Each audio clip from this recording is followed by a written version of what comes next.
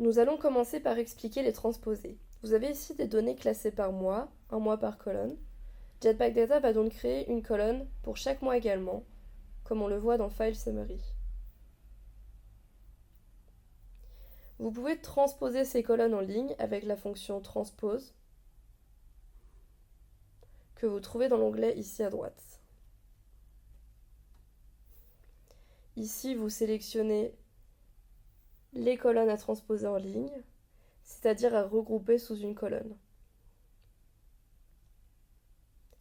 Vous donnez un nom à la variable créée, ici le mois, puis vous donnez un nom aux valeurs qui y sont rattachées, ici les ventes. Puis on clique sur Transpose.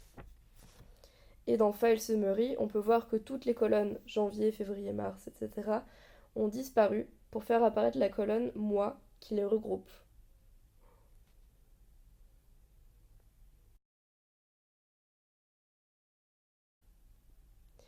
Une autre fonction avancée est la conversion des dates.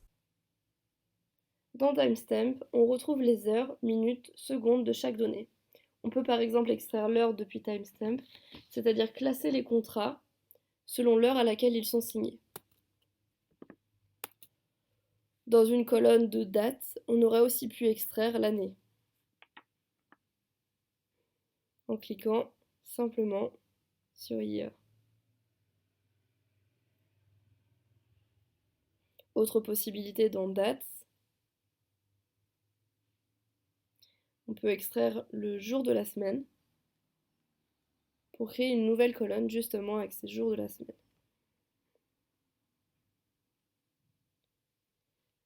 On voit qu'on a créé donc des nouvelles colonnes à gauche avec l'heure, l'année, le jour. Tout cela depuis les colonnes Timestamp et Date. Autre fonction avancée, les buckets. À partir de plusieurs segments par exemple, on peut créer une nouvelle colonne. On choisit les segments à regrouper, ici les 3 premiers, et j'appelle ce bucket Product Bucket 1.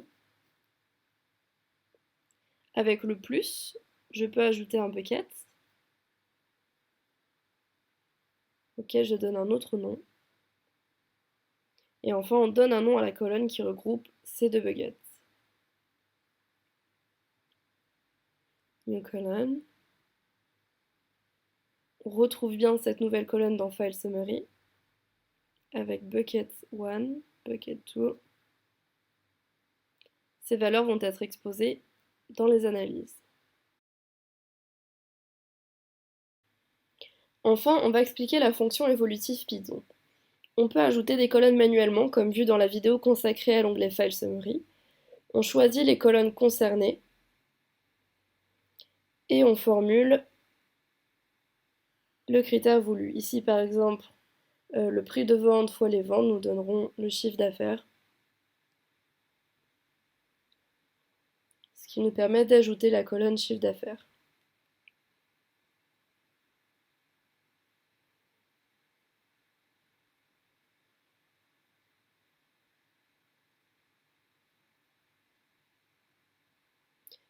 On peut également ajouter un critère true or false. Ici, par exemple, true or false, selon si le prix de vente est supérieur à 5. On ajoute la colonne. Toutes ces étapes, on les enregistre pour ne pas avoir à les refaire plus tard. Dans Build My Graphs, on va chercher à utiliser cette nouvelle colonne dans le langage naturel.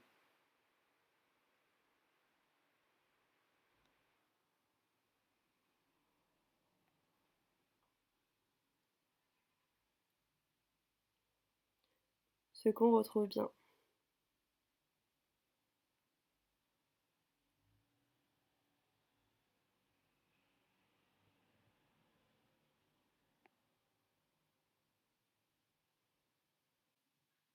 On peut également commenter un dashboard avant de l'enregistrer.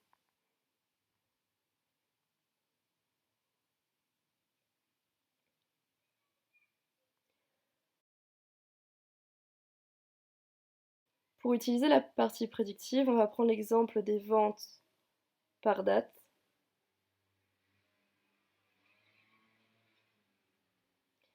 Ici, on a la tendance générale qui se dégage, donc de manière chronologique.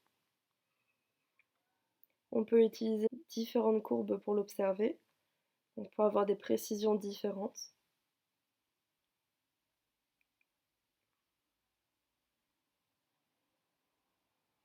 On peut superposer ces tendances.